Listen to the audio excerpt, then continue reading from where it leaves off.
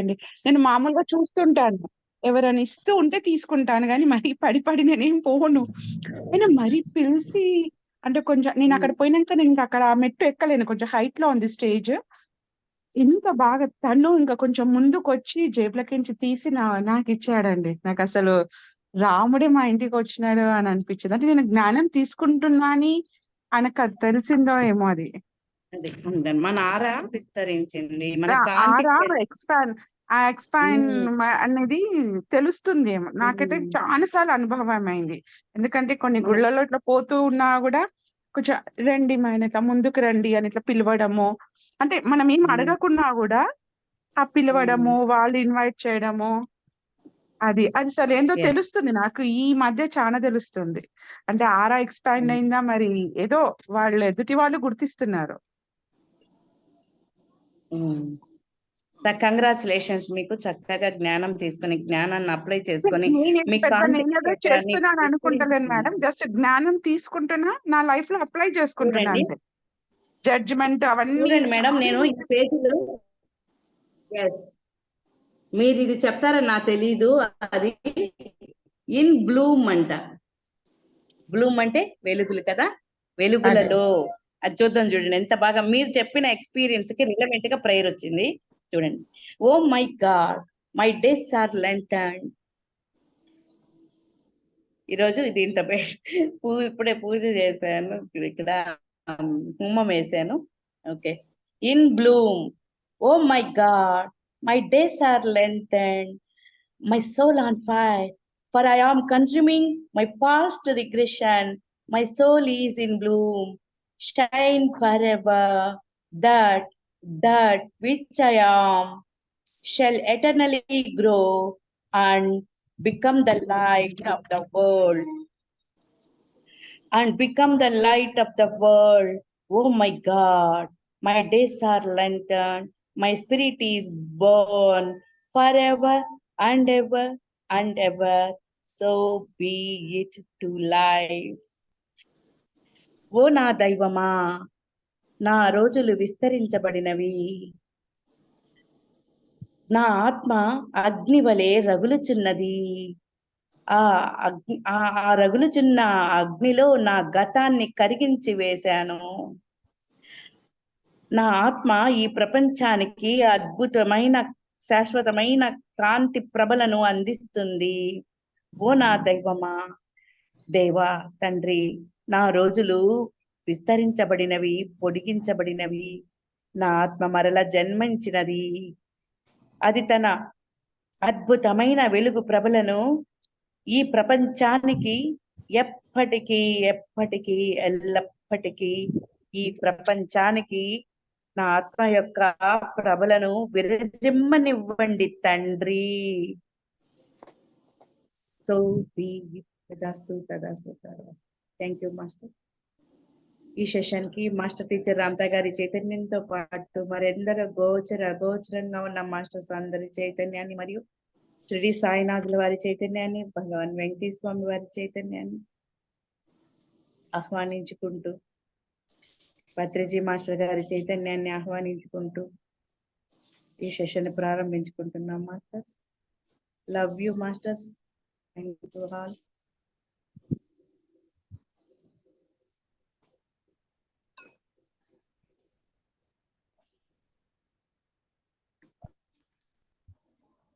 So beat masters, prayer masters. చూడండి madam ఏ experience అయితే చెప్పారో, ఓ నా దైవమా, మనలోని మన దైవానికి దీంట్లో నా వెలుగులు విరజిమ్మనివ్వండి. ఈ ప్రపంచానికి నా ఆత్మ మరలా జన్మ తీసుకుంది. నా ఆత్మ యొక్క శక్తి, నా ఆత్మ యొక్క వెలుగులు విస్తరించబడినాయి. దాని ప్రభలలో ఎంతగా విస్తరించబడ్డాయంటే ఆ వెలుగు ప్రభలన్నీ కూడా ఈ ప్రపంచానికి అద్భుతమైన శాశ్వతమైన ప్రచండ వెలుగులని ప్రసరింపచేస్తూ ఉంది. ఓ నా దైవమా, తండ్రి, ఈ విధంగా ఎల్లప్పటికీ ఎప్పటికీ కూడా నా ఆత్మ నుండి ఈ ప్రపంచానికి అద్భుతమైన వెలుగులు విరజిమ్మలాగా ఆశీర్వదించు తండ్రి అని తండ్రిని ప్రార్థించుకుంటూ ఉన్నాం. అంత మాత్రమే కాకుండా అంత వెలుగు ప్రభులు ఎలా వచ్చినాయి అంటే మరి నా ఆత్మ అగ్ని వలె రగులుచున్నదట. ఆ రగులుచున్న ఆ అగ్నిలో నా గతాన్ని కరిగించి వేశాను. So be it. ఎంత అద్భుతంగా ఉంది masters.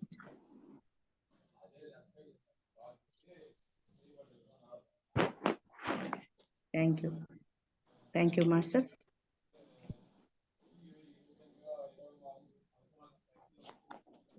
Jyothi madam, good evening. మనము మనోవికాసం అనే దగ్గర ఉన్నాం మాస్టర్స్. మనోవికాసం అయిపోయిందా? అయిపోయిందని చెప్తున్నామా? లేదు, ఇంకొక పేజ్ ఉంది. ఇప్పుడు నిన్న చెప్తున్నారు, నిన్న చెప్పింది మళ్ళీ ఒకసారి రివిజన్ చేసుకుందాం.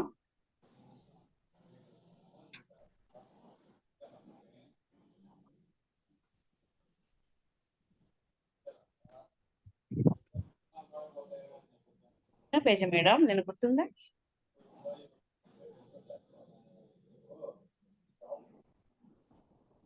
432 పేజీ మేడం. 432. అవునా, నిన్న వచ్చారా మీరే? Okay, very good. మొన్న అంటే మధ్యలో జాయిన్ అయ్యా, టెంపుల్ నుండి వచ్చే వరకు లేట్ అయింది. Right right. కళ్యాణం పనులు చూసుకుని వచ్చేసరికి 432 పేజీ చెప్తున్నారు. కాల ప్రారంభానికి ముందు నుంచి ఏది మిమ్మల్ని ప్రేమిస్తూ ఉందో, జన్మించిన ప్రతి జన్మలోనూ మీకు తోడై ఉన్నది ఎవరో, మరణించిన మృత్యువును అధిరోహించిన మీతో పాటే ఉండగలిగే ఏకైక వ్యక్తి ఎవరు చెప్పండి?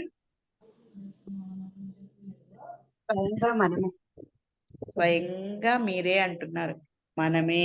ఎస్, ఎవరికోళ్ళు ఎవరు ఎన్ని కాలాలు మారినా, ఏమి జరిగినా, మరి ప్రతి జన్మలే మారినా, ప్రతి జన్మలోనూ తోడుండేది మీకు మీరే, మీ స్వయమే.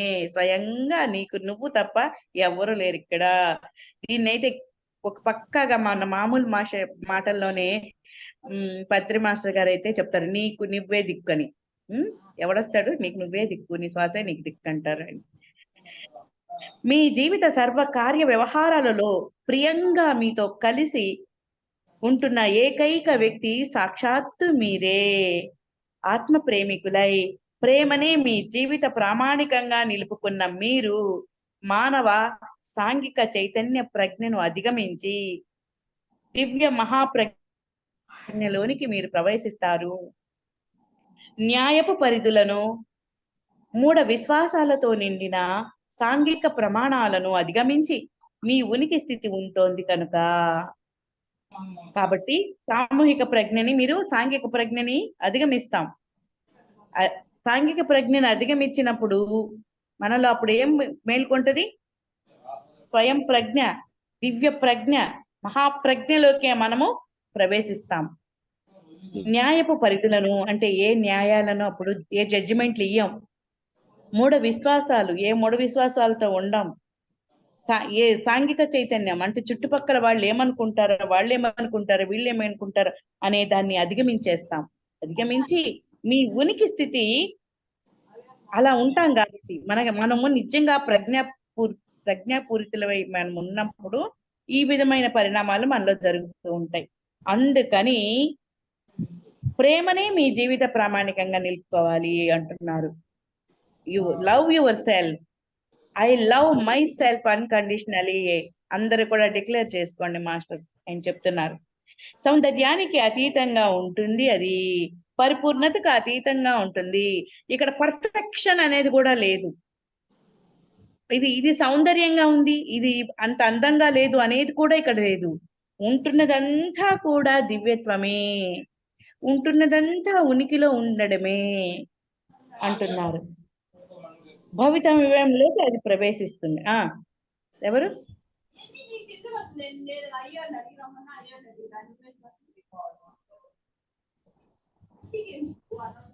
లక్ష్మీ మాస్టర్.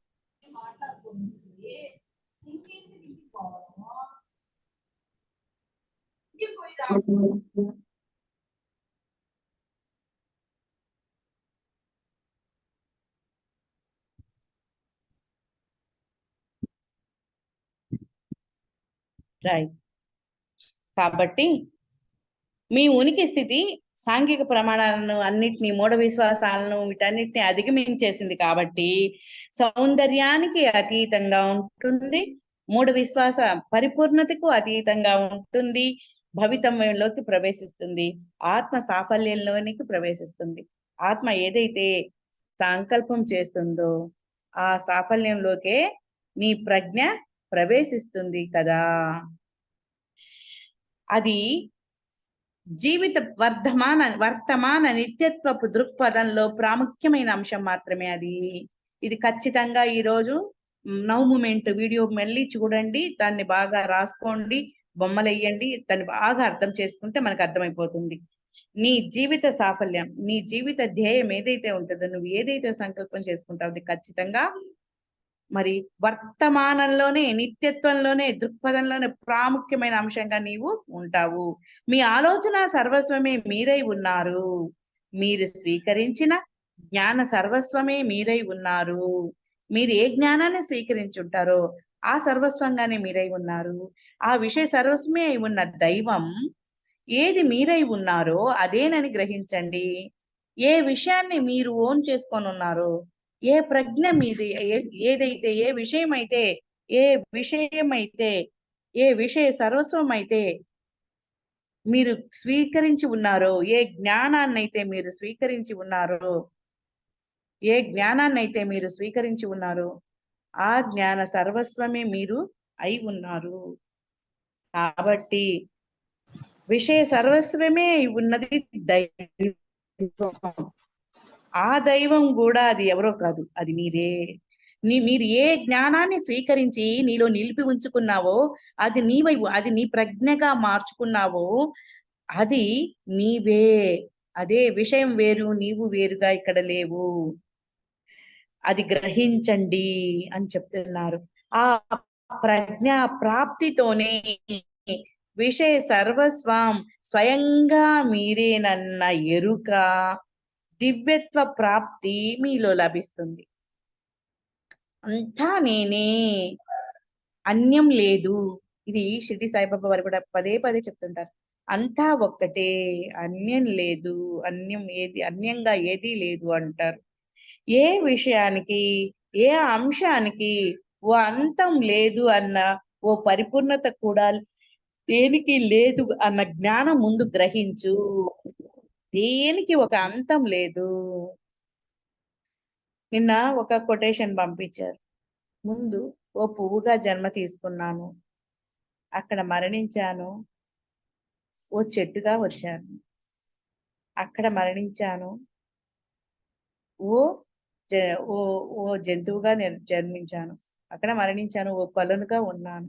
అక్కడ అక్కడ మళ్ళీ ఆ చొక్కా విడిచేశాను, మరలా ఓ మనిషిగా జన్మ.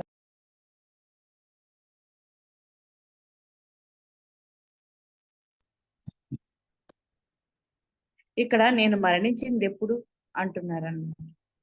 కాబట్టి ఏ విషయానికి కూడా ఒక అంతం అనేది లేదు. కాబట్టి ఒక పరిపూర్ణత, ఒక పర్ఫెక్షన్ అనేది కూడా లేదు. ఇదే జ్ఞానం. దీన్ని గ్రహించు, ఈ విషయాన్ని మాత్రం గ్రహించు.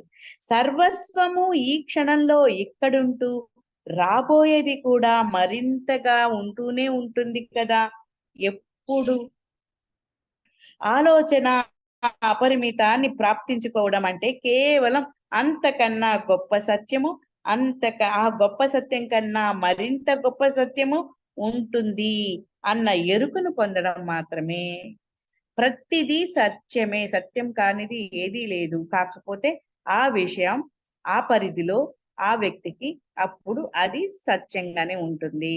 సత్యము వారి వారి అవగాహనను బట్టి మారుతూ ఉంటుంది. కాబట్టి ఇప్పుడు మనం చూడండి, మనం ఒక్కొక్క వయసులో ఒక్కొక్క సత్యంగా ఉంటాం కదా.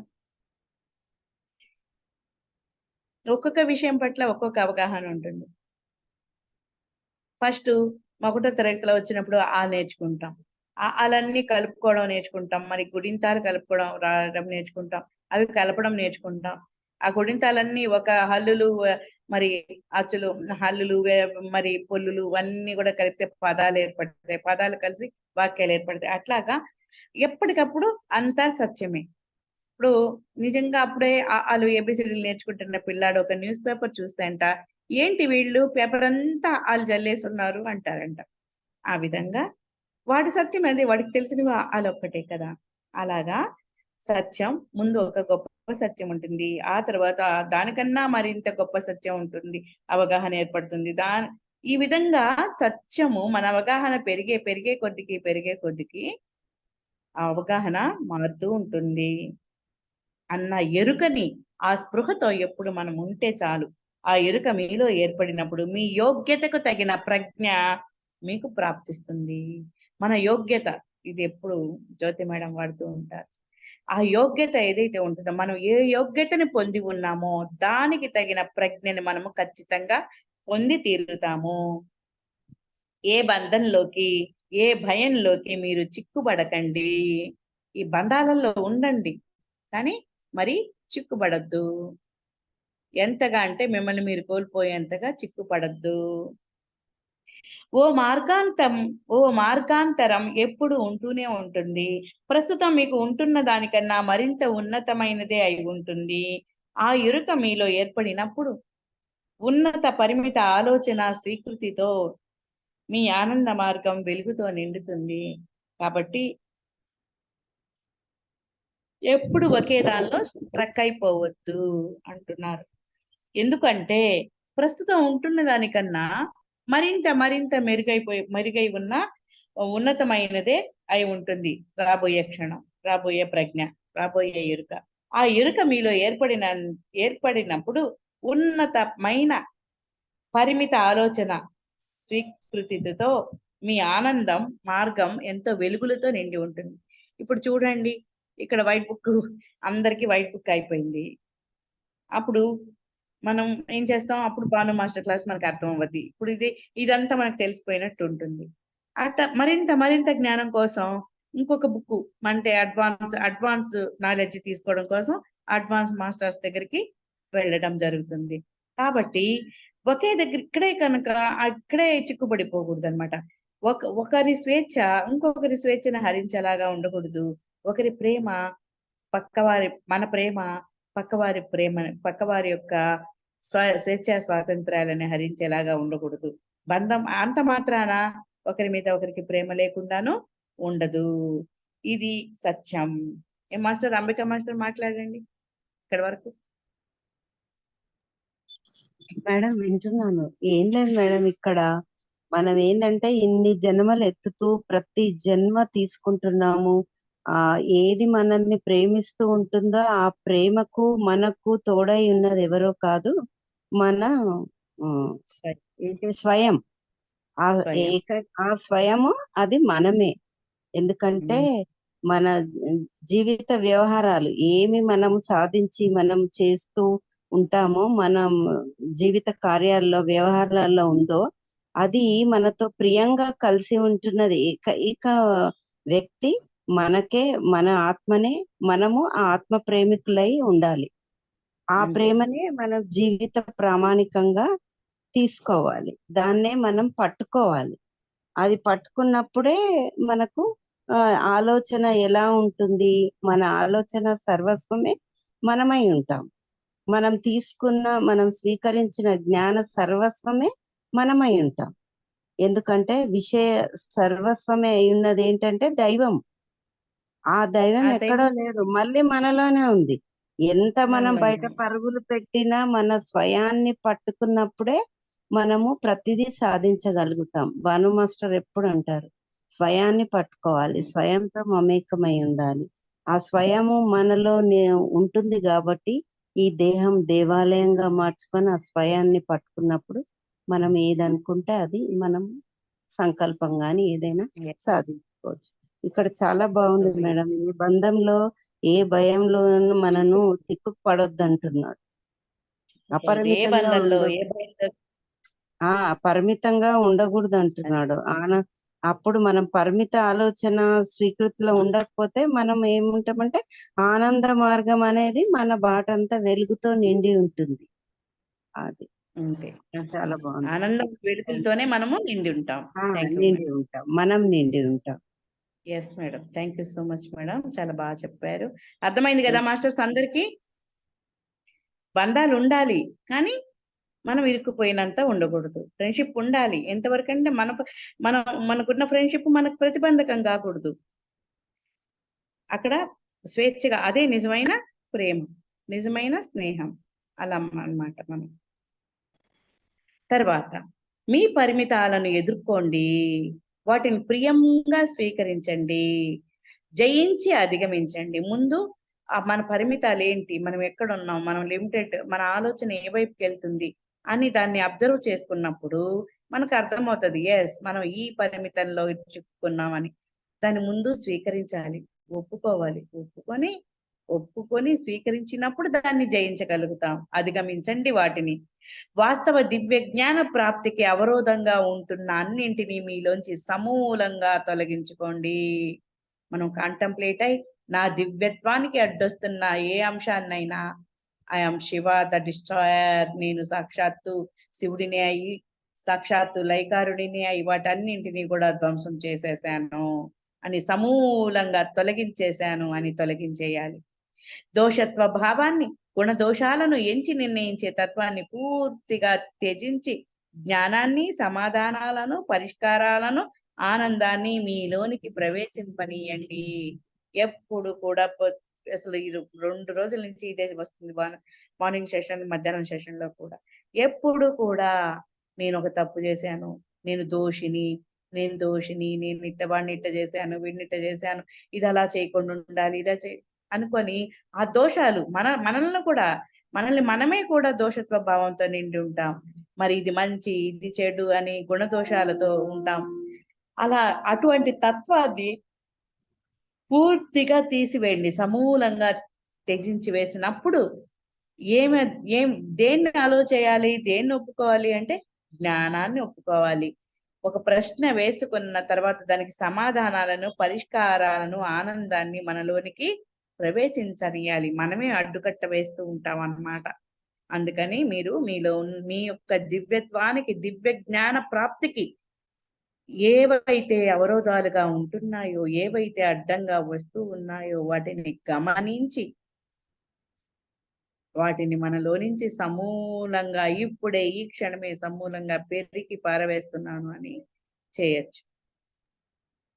ఒకసారి అందరూ కూడా కాంటంప్లేట్ అవుదాం. మేడం, ఒక 5 ఈ నిమిషాలు. చదువుతుంటే ఎంత వైబ్రేషన్స్ వస్తున్నాయండి. మీరు అక్కడ చదువుతుంటే ఇక్కడ అవును కళ్ళు మేడం. మూతలు పడిపోతున్నాయి. మీరు కాంటంప్లేషన్ అనకున్నా కూడా ఆటోమేటిక్ కళ్ళు మూతలు పడిపోతున్నాయండి. అవును, ఆయన చెప్తున్నాడు కదా, ఇప్పుడు నీ పరిమితాన్ని ఎదుర్కోవాలంటే ఏం చేయాలి, నీలోకి నువ్వు వెళ్ళి నా దివ్యత్వానికి అడ్డొస్తున్నా, ఎస్ నేను ఒప్పుకుంటున్నా, ఇది ఎప్పుడో నేను ఆకర్షిస్తేనే ఇది నా ముందుకు వచ్చింది. నా కళ్ళు కూడా చూస్తున్నారు కదా, నేను అసలు కళ్ళు తెరవట్ల, చదివేటప్పుడు బలవంతంగా తెరిచి మిగతాప్పుడు మూసేస్తున్నా. ఆ కళ్ళు కూడా బాగా బరువెక్కిపోతున్నాయి కదా, గమనించారా? అలాగా అందరికి అలాగే ఉంది. కాబట్టి మనం స్టడీ 40 అయ్యింది. ఇప్పటి వరకు ఏం చెప్పాడో అది చేద్దాం. అందరూ కూడా కాంటంప్లేట్ అయిపోదాం. మాస్టర్ హృదయ స్థానం మీద చేతులు ఉంచుకోండి, ట్రయాడ్ వేసుకోండి. ఎస్, నేను పంచభూతాలతో పరిమితమైన ఈ శరీరం మాత్రమే కాను. ఈ శరీరం కన్నా అత్యున్నతమైన దానిని. నేను దివ్య చైతన్యాన్నైన నేను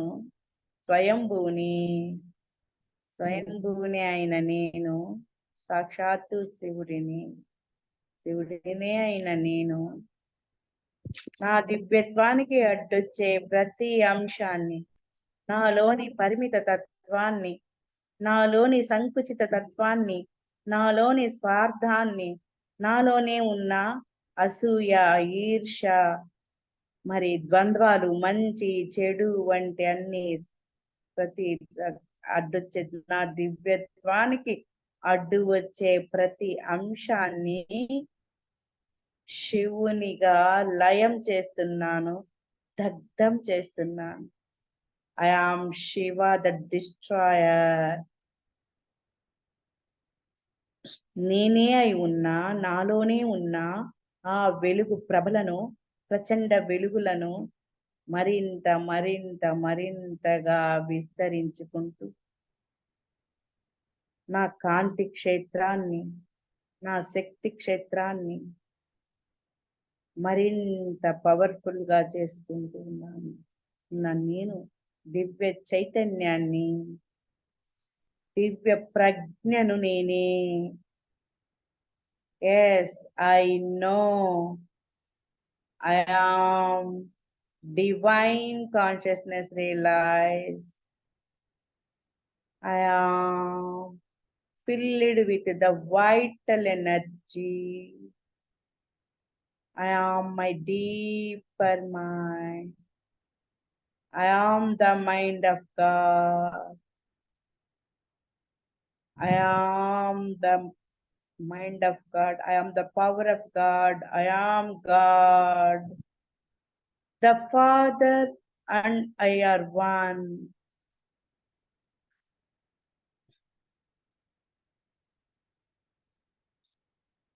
I see the God in all people and things. I am awakened. I am enlightened. I am love. I am joy. I am genius. My geniusness is expanded. Yes, I know. I am love. I love unconditionally myself. I love unconditionally myself. I love unconditionally myself and others. My psychic abilities are fully developed. I am humble. I am a lucid dreamer. My dreams are vivid and lucid.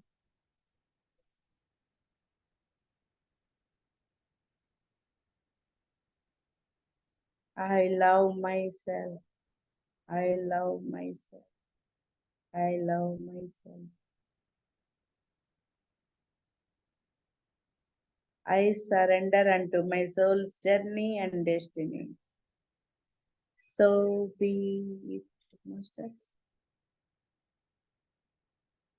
ఎంతసేపు ఉండగలిగితే అంతసేపు ఉండండి masters. నాలోని పరిమిత తత్వాన్ని అపరిమిత తత్వంతో నింపి వేస్తున్నా, తీసివేస్తున్నా. I have always been fabulous wealth and joy. I have always been radiant health and joy. I am sovereign in all levels.